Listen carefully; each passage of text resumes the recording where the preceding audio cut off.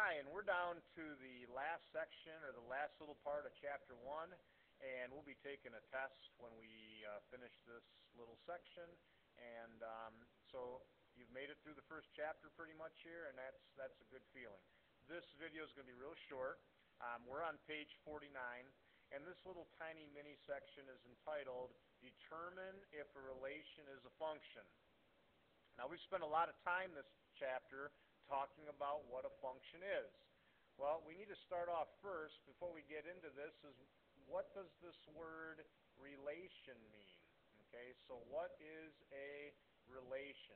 Now, you look at the top of page 49, it says a relation is any pairing of a set of inputs with a set of outputs. So remember, inputs, when you think about inputs and outputs, let me get my shape maker here, make a nice little box for myself.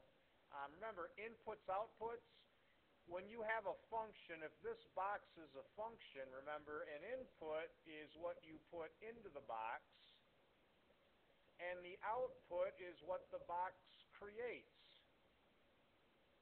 So a relation is any pairing of inputs with outputs. Any pairing of inputs and outputs. Now remember, a function, there's a special rule to a function. A function's more than just this. A function, each input can only yield one output. So that's what we're looking at today. We're going to determine, is the relation a function? Now, there's a couple different ways to determine if a relation's a function. One way is just to simply look at a table and determine, does each input only yield one output? Like if you look at the top of page 49 and you see two tables and there's an example one. The table on the left, let me quickly write this table out. This table on the left looks like this. And you can see in the book the table has, for XY, it has 4, 4, 5, 6, 7 for my X inputs, and my outputs are 0, 1, 2, 3, and 4.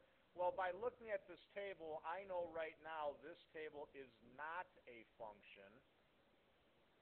Okay, it's not a function, because I can see that the input 4 gives me multiple outputs. When I plug 4 into the function, it yielded two different outputs. That is not a function, remember.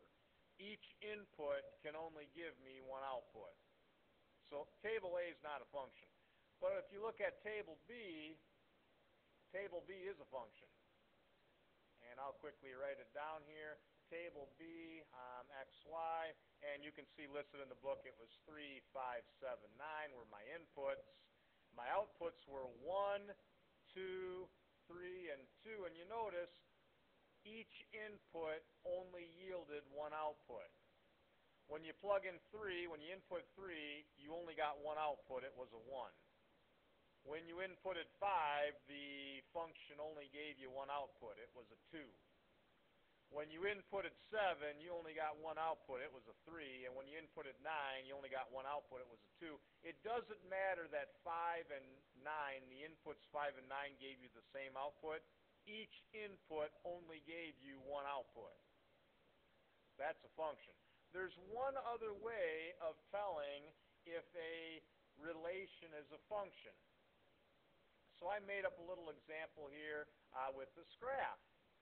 Well, there's another way you can tell if the relation is a function. Well, actually, I guess in this case, I could do it two ways. Let me do it first like this. I could determine if this relation is a function in the following way, although I'm going to tell you right now this is not the best way to do it. But I could do this. I could quickly make a table. And I could just list my points. Let me list my points. This is the point -3, +1. And this is the point 1, 4. And this is the point 2, 2. And this is the point 4, 5. And this is the point 6, 1. Let's look. Is this a function? Well, obviously it is, because each input only gives me one output. So this is a function, but there would have been an easier way for me to figure out without having to make a table if this is a function, and it's called the vertical line test. And here's what the vertical line test is. I'm going to grab a ruler right now. There we go, and I'm going to take this ruler and I'm actually going to turn it. I'm going to turn it vertically.